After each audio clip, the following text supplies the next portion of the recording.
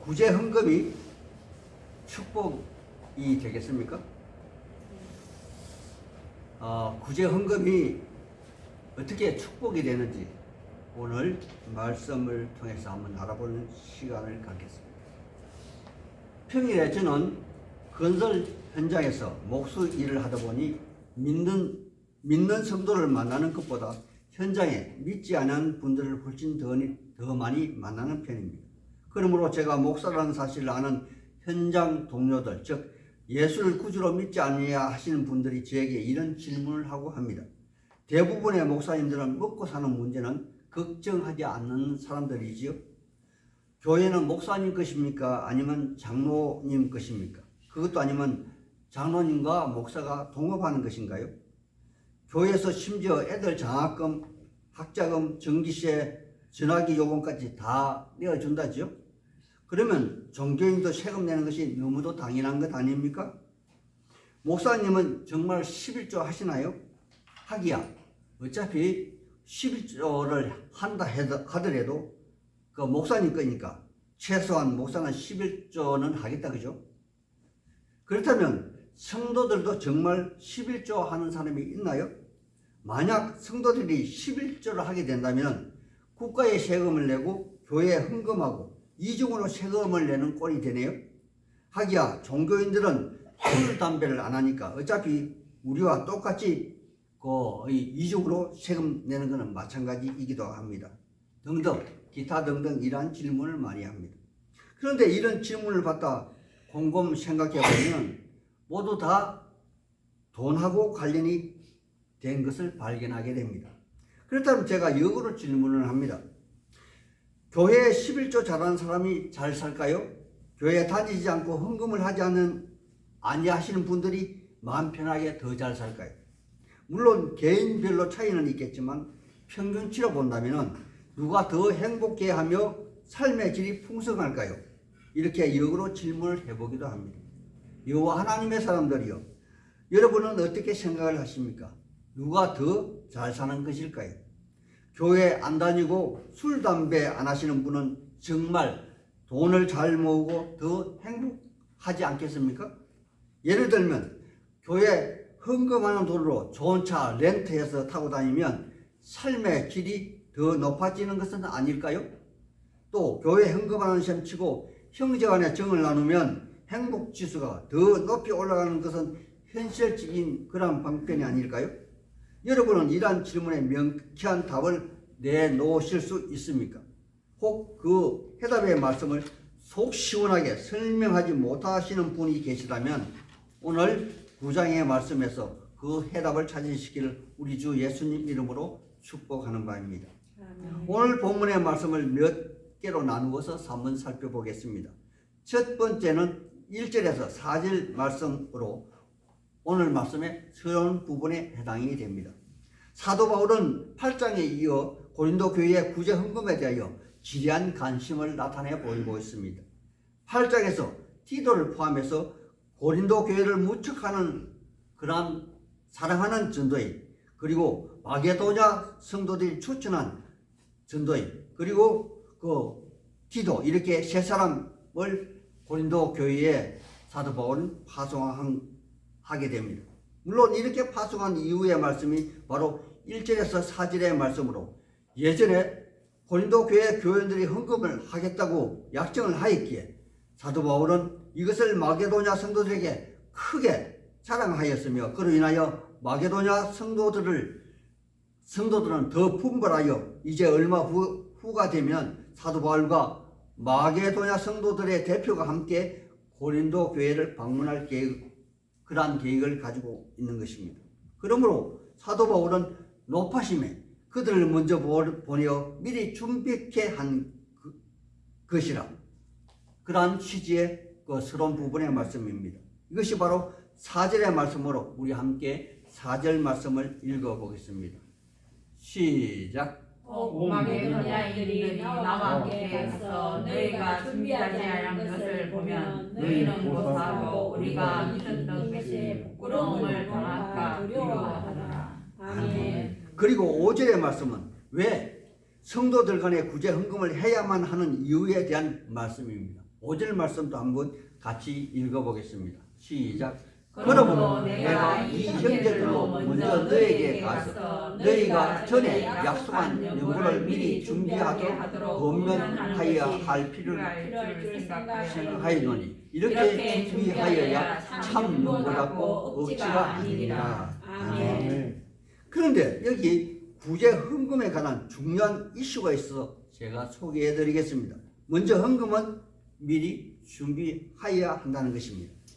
즉 앞선 8장에서도 이미 말씀을 드렸지만 적극적이고 감정적이며 강요에 의해서 그리고 나쁜 동기에 의해서 하는 헌금은 하나님이 기뻐하지 않으신다는 것이며 이러한 헌금은 어쩌면 안 하는 것이 훨씬 오히려 나은 경우가 있다는 것입니다. 그러므로 헌금은 즐겨내는 헌금이어야 한다는 것입니다. 그래서 여기 참연보와 억지로 내는 헌금을 구분하여 설명을 하고 있는데 제가 약간의 설명을 드려보겠습니다. 첫째, 참연보, 자발적인 연보입니다. 여러분 관조 성경을 가지신 분은 여기 연보 앞에 이자라는 작은 글씨의 아라비아 숫자가 있을 것입니다. 같은 페이지 성경 하단을 보면 이자에 대한 다른 설명이 있는데 헬이라고 기록되어 있고 복이라고 쓰여 있는 것을 발견하게 될 것입니다. 헬자는 헬라어로 풀이한다면 복이라는 뜻이기에 헬라어 단어로는 율리기안이라는 단어이며 그 뜻은 영어로 블레스, 즉 우리말로 복이라는 뜻입니다. 그렇다면 연보가 왜 블레스, 복이 되는 것일까요? 그도절미하고 연보가 구제 헌금이 복이 되는 그것을 제가 증명해 보이겠습니다. 신약 성경 사도행전 20장 35절에 사도 바울이 밀레도에서 에베소 장로들을 초청하여 마지막 작별의 정을 나눌 때 우리의 주님이 직접 말씀하신 말씀을 인용하고 있습니다. 즉 주는 것이 받는 것보다 복되다 하신 말씀입니다. 또한 구약 성경 잠언서 19장 17절에는 가난한 자를 불쌍히 여기는 것은 여호와께 우어드리는 것이니 그의 선행을 그에게 갚아주시리라. 아멘. 이처럼 구제는 천지 만물을 창조한 하나님이신 그분과 그분의 아들이신 예수님이 그 선지자들을 통해서 약속한 하나님의 축복의 법이기 때문에 복이 된다는 사실입니다. 그렇다면 두 번째로 억지로 내는 헌금에 대해서 알려드리겠습니다. 여호와 하나님의 사람들이 여기에서도 성경 하단에 다른 설명이 있음을 나타내 보여주고 있습니다. 억지로 내는 헌금이 탐심에 의한 헌금이라고 그렇게 기록이 되어 있을 것입니다. 그래서 이번에도 왜 억지가 탐심이 되는 것인지 한번 알아보겠습니다. 이는 자발적이지 않는 헌금으로 내고 싶지는 않지만 강요에 의해서 체면에 의해서 사람의 눈을 의식해서 본래의 목적을 숨기고 이 땅의 사회 윤리 도덕을 이장하여 하는 그러한 헌금을 말하는 것입니다. 그렇다면 이는 하나님의 법보다 세상 법을 더 중시하는 것입니다. 예를 들면 누가복음 21장 4절에 가난한 가구의 두 렙돈의 헌금과 부자의 풍족한 가운데 드려지는 헌금의 크기를 비교하시는 우리 주님의 말씀에서 가난한 가구는 진짜 자기 생활비 전부를 즐겨 드렸고 부자는 풍족한 가운데 있어도 그만 없어도 아무 탈 없는 잉여 자금에서 낸 헌금의 크기에 대한 비교 행위입니다. 그렇다면 세상의 관점에서 보면 부자의 헌금이 더 클 것입니다. 그러나 하나님의 관점에서 보면은 가난한 가부의 헌금이 더 클 것입니다. 그러나 하다면 이 두 헌금 중 하나님이 누구를 더 기뻐하실까요? 어떤 목사님은 이 본문을 설교하시면서 하나님의 법을 어기는 행위를 설명하시면서 세상 법으로 정해둔 일부 일처 제도에서 자기 신랑 한 사람으로 만족하지 못하는 사람, 또 자기 부인 한 사람으로 만족하지 못하는 그런 사람을 세상 법을 어기는 것 같다는 그런 이야기를 하시는 분도 있습니다. 그러므로 억지로 내는 헌금은 하나님의 언약의 관점에서 다른 목적이 있는 세상의 법에 따른 것으로 탐심이며 죄라고 설명하는 것입니다. 여호와 하나님의 사람들이요, 이것을 사도 바울은 6절에서 이렇게 밝히고 있습니다. 같이 한번 6절의 말씀을 읽어보겠습니다. 시작. 이것이 곧 적게 심는 자는 적게 거두고 많이 심는 자는 많이 거둔다 하는 말이다. 아멘. 여호와 하나님의 사람들이요, 이것은 농부가 봄에 종자씨를 뿌리는 행위를, 농사짓는 행위를 말하는 것입니다. 하지만 이것은 단순한 농부의 농사법을 말하는 것이 아니라는 말씀이죠. 왜냐하면 많이 심고 많이 거둔다는 말에 아래와 비하 숫자로 4번이라 적어놓고 그 밑에 대한 풀이가 성경 하단에 그 복으로라는 말로 대체가 가능하다는 그런 그 기록을 남기고 있습니다. 즉 농부가 씨를 심는 행위는 구제 행위를 말하는 것으로서 여기서 구제는 하나님의 나라 성도들 간에 생명을 구원하는 구제 헌금을 나누는 행위의 비유로서 구약의 잠언 11장 24절에서 25절의 말씀을 인용한 인용부입니다. 제가 읽어드리겠습니다. 흩어 구자에도 더욱 부하게 되는 일이 있나니 과도히 아껴도 가난하게 될 뿐이라.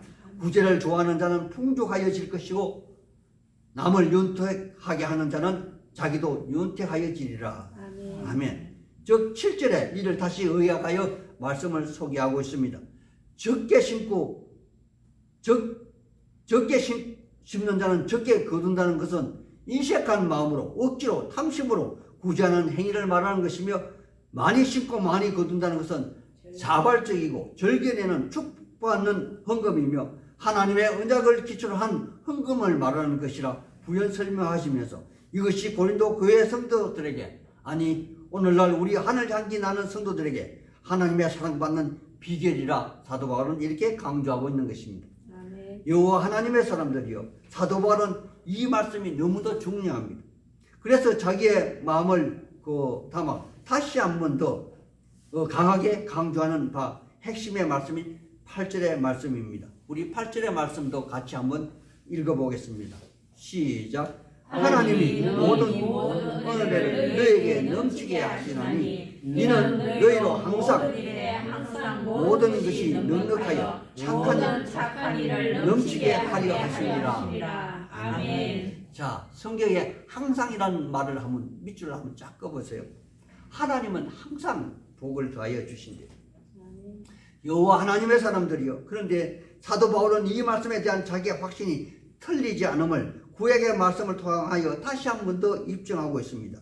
9절의 말씀을 제가 읽어드리겠습니다. 기록된 바 흩어 가난한 자에게 주었으니 그의 의가 영원토록 있으리라. 아멘. 여호와 하나님의 사람들이요, 여기에 기록된 말씀은 구약의 시편 112편 9절의 말씀으로 그가 재물을 흩어 빈구한 자들에게 주었으니 그의 의가 영구히 있고 그의 불이 영광 중에 들리리로다. 아멘. 그렇게 기록이 되어 있다는 것입니다. 그래서 우리의 주님은 신약 성경에서 보물을 하늘에 쌓아두라고 기회 있을 때마다 강조하셨던 것은 아닌가 합니다. 또한 그곳에 하늘나라에는 성과 통록이 썰지 않는다고 그렇게 말씀도 하셨죠. 여기 사도 바울은 고린도 교회 성도들을 너무나 무척 사랑합니다. 그래서 잘 되기를 원합니다. 아니 하늘의 복, 땅의 복을 받기를 원합니다. 그 옛날 이삭이 야곱에게 그 땅에 그 복을 내렸던 그 축복하였던 것처럼 하늘에 이슬을 볶아 땅에 기름진 볶아 풍성한 곡식과 포도주를 내려주시기를 원하는 그러한 복을 말하는 것입니다. 즉 이 땅에서도 저 천국에서도 만사 형통하는 복 받기를 원하는 것입니다. 그래서 사도 바울은 6절에 예를 들어 농부의 비유를 다시 한 번 더 10절에도 반복하고 있다는 것입니다. 심는 자에게 씨와 양식을 주시는 이가 너희 심을 것을 주사 풍성하게 하시고 너희의 의의 열매를 더하게 하시리라. 아멘. 물론 이 말씀 또한 구체적으로 구제에 관한 그러한 말씀입니다. 하지만 여기서 종자씨는 구제 헌금을 하는 자의 몫이 아닙니까? 종자씨를 하나님이 고린도 교회 성도들에게, 오늘 우리 하늘 향이 나는 교회 성도들에게 하나님이 풍성하게 남겨주실 것을 말씀하고 있는 것입니다.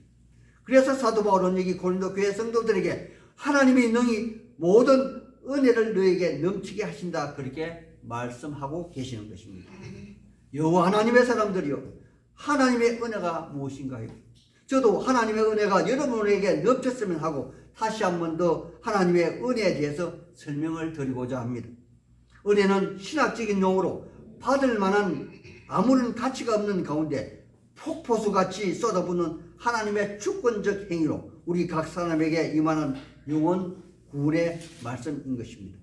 하지만 구체적으로 구약 성경에서 은혜를 가장 잘 묘사하고 있는 그러한 말씀이 있어 제가 소개해 드리겠습니다. 바로 대제사장 아론의 축복의 말씀입니다. 민수기 6장 24절에서 26절의 말씀을 제가 읽어드리겠습니다. 여호와는 내게 복을 주시고 너를 지키시기를 원하시며 여호와는 그의 얼굴을 내게 비추사 은혜 베푸시기를 원하며 여호와는 그 얼굴을 내게 향하여 드사 평강 주시기를 원하노라 할지니라. 아멘. 여기에 구체적 사례를 창세기 32장에서 찾는다면 야곱은 형 에서를 만나기 위해 야복강 강가에서 하나님과 밤새 씨름하고 그 약속으로 복을 받습니다. 그래서 그가 그곳 지명의 이름을 브니엘이라 하였으니 곧 하나님의 얼굴을 대면하였으나 죽음을 면하였다 그렇게 고백한 것입니다. 물론 현실적으로 야곱이 원한 복은 형 에서로부터 자기 생명의 구원을 받는 것이었습니다. 하지만 하나님의 얼굴을 뵙고 살았다는 것은 이 세상 그 어떤 상황이건 그 어떤 상대건 야곱을 해칠 자가 전혀 없다는 것을 반증하는 그런 말씀이 아닌가요? 그런데 이번에는 그 반대의 예를 한번 들어보겠습니다. 신약의 우리의 예수님은 십자가 나무 위에서 성부 하나님에게 하나님을 애타게 부르셨습니다. 하나님 왜 나를 버리셨습니까? 엘리 엘리 나마 사막다니 애타게 불렀지만 성부 하나님은 끝내 그의 얼굴을 돌리셨습니다. 인하여 성자 예수님은 저주의 나무 십자가에 의해서 죽음을 맞이하셨던 것입니다. 하지만 뒤에 그분은 부활을 하셨고 그를 따르는 우리 모두는 그분 때문에 재시씀을 받았고 또 날마다 하나님이 우리 모두를 자기의 눈동자 속에 넣어두고 지켜보아 주시는 은혜가 바로 하나님의 은혜라는 것입니다. 그러므로 그분이 사랑하는 성도들을 구제하는 일은 하나님의 뜻이 아니고 무엇이겠습니까? 이것이 하나님의 마음을 아는 행위이며 그분의 영광을 또 올려드리는 그런 행위가 된다는 것입니다. 여호와 하나님의 사람들이요. 그래서 사도 바울은 구체적으로 구제 헌금의 행위에 대한 성도들의 행위를 바로 부족한 부분을 보충하는 행위이며 사람들이 하나님께 드리는 감사하는 행위라 그렇게 주장하고 있는 것입니다. 그렇다면 그러한 행위를 하는 성도들이 받는 축복은 과연 무엇이겠습니까? 딱 잘라 하나만 제가 말씀을 드리겠습니다. 구제 헌금은 성도들 간의 브릿지, 즉 다리가 되어 서로 연결되어 하나가 되게 한다는 것입니다. 당시 하나님의 백성인